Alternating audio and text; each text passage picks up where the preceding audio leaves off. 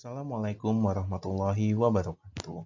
Kembali dengan mata kuliah Kesehatan Kerja, sesi ke-6, Profil Kesehatan Kerja, Konsep Manajemen Risiko Kesehatan yang multidisiplin dalam aplikasi kesehatan kerja, konsep pencegahan gangguan kesehatan, dan best practice dari model 55. Oleh saya, Stefan Sunarno. Tujuan perkuliahan kita hari ini adalah mampu menganalisis konsep pencegahan di tempat kerja.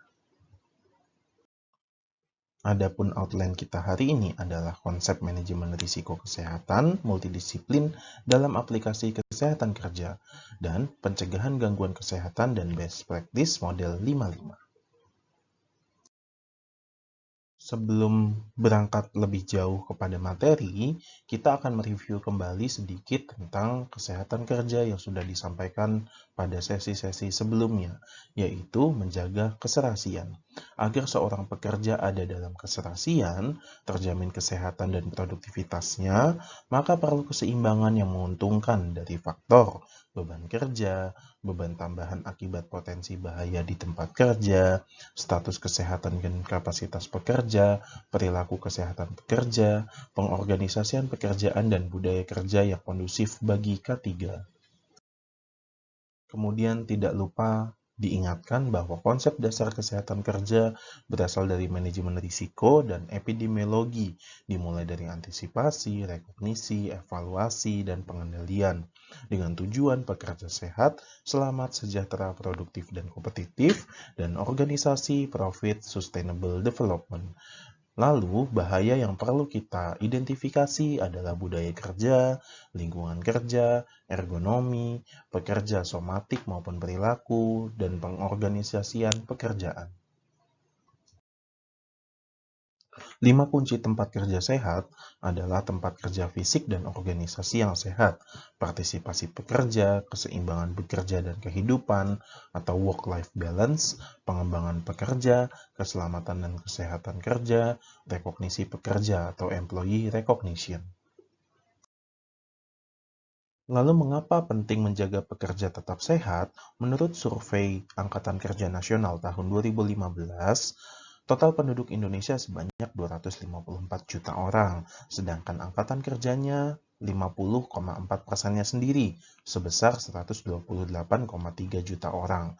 Employment Population Ratio sebanyak 65,46%, atau setiap 100 orang penduduk Indonesia yang umurnya 15 tahun ke atas, 65 orangnya adalah pekerja. Pekerja berhak dan wajib dilindungi. Salah satunya adalah aspek K3. Pekerja lebih rentan karena memiliki hazard di tempat kerja. Pekerja yang sehat meningkatkan daya saing, menunjang kehidupan keluarga yang berkualitas, melindungi aset perusahaan atau yang biasa dinamakan dengan human capital, menunjang keunggulan kompetitif bangsa, mendukung Human Development Index. Pekerja sehat, negara kuat. Sebaliknya, jika pekerjaan tidak lancar, maka produktivitas akan menurun, melemahkan daya saing bangsa, perusahaan atau organisasi, dan kepekerjanya. Lalu bagaimana framework dari K3? Menurut Book of Knowledge yang dikeluarkan oleh Australia, K3 erat kaitannya dengan pekerjaan, di mana pekerjaan memiliki dampak pada keselamatan maupun kesehatan yang dimana dapat mempengaruhi ke pekerjanya atau manusia. Pekerja bekerja di dalam suatu ruang lingkup organisasi yang dapat dipengaruhi oleh sosial politik konteks, di mana organisasi ini memiliki sebuah sistem yang dimana sistem tersebut mungkin mengandung bahaya, yang bahayanya tersebut harus kita kontrol untuk diminimalisir risikonya. Lalu risikonya kita hitung kembali atau kita lihat kembali yang akan berdampak pada kesehatan maupun berdampak pada keselamatan. Pendekatan pencegahan penyakit di tempat kerja kita bagi menjadi 2, pendekatan multidisiplin dan partisipasi karyawan dalam upaya kesehatan kerja.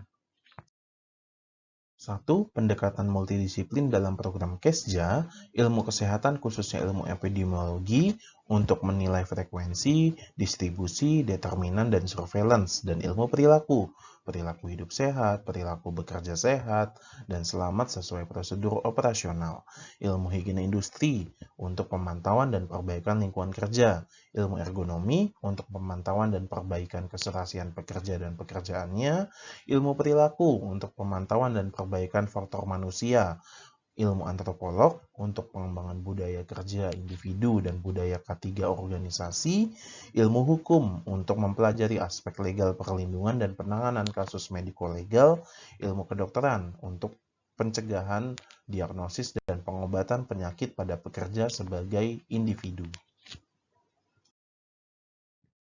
Lalu pendekatan kedua adalah prinsip partisipasi dalam upaya kesehatan kerja, yaitu melibatkan masyarakat atau pekerjanya, melibatkan pimpinan sebagai pemberi kerja, leadership yang kuat berkomitmen tinggi dilihat dari kebijakan K3, kemudian terlibat langsung dalam program-program K3, lalu perubahan perilaku, pemasaran sosial, pendidikan, dukungan fasilitas, orang di sekitarnya dan keluarganya. Prinsip partisipasi ini juga dapat memotivasi dan meningkatkan kompetensi menjaga kesehatan secara mandiri. Scope of Occupational Health Best Practice menurut level Clark's 5 Levels of Prevention ada pertama, health promotion at the workplace, kedua, specific protection, ketiga, early diagnosis and prompt treatment, keempat, disability limitation, dan kelima adalah rehabilitation. Lalu kemudian disempurnakan kembali oleh Prof. Melly, di mana tujuannya adalah bekerja sehat, selamat, sejahtera, produktif, dan kompetitif dengan pendekatan 5 level of prevention. Yang pertama adalah pemeliharaan dan peningkatan status K3 dan kapasitas kerja, proteksi spesifik sesuai 5 hazard K3, yaitu ada hazard lingkungan, ada hazard ergonomi, hazard perilaku kerja, hazard somatik bekerja, hazard pengorganisasian dan budaya kerja. Lalu ada program proteksi spesifik, di mana keselamatan kerja, contohnya ada safety talk, safety meeting, di higiene industri ada survei jalan selintas atau walkthrough survei, di ergonomi ada penilaian risiko ergonomi, kemudian ada promosi pola hidup dan pola kerja yang sehat dan selamat, kemudian ada pemeriksaan kesehatan prakarya, berkala, purnakarya, lalu ada program pengembangan pengorganisasian pekerjaan dan budaya kerja. Lalu yang ketiga ada diagnosis dini dan pengobatan segera, yang keempat ada pembatasan kecacatan, dan yang kelima ada rehabilitasi atau pemulihan. Dalam kerangka konsep ini, maka muncullah yang namanya model 55, pencegahan gangguan kesehatan di tempat kerja para pekerja. Dan berikut adalah referensi yang digunakan pada presentasi kali ini. Terima kasih banyak atas perhatian teman-teman. Jika ada pertanyaan, silahkan didiskusikan di Emas. Kurang lebihnya saya mohon maaf. Saya akhiri. Wassalamualaikum warahmatullahi wabarakatuh.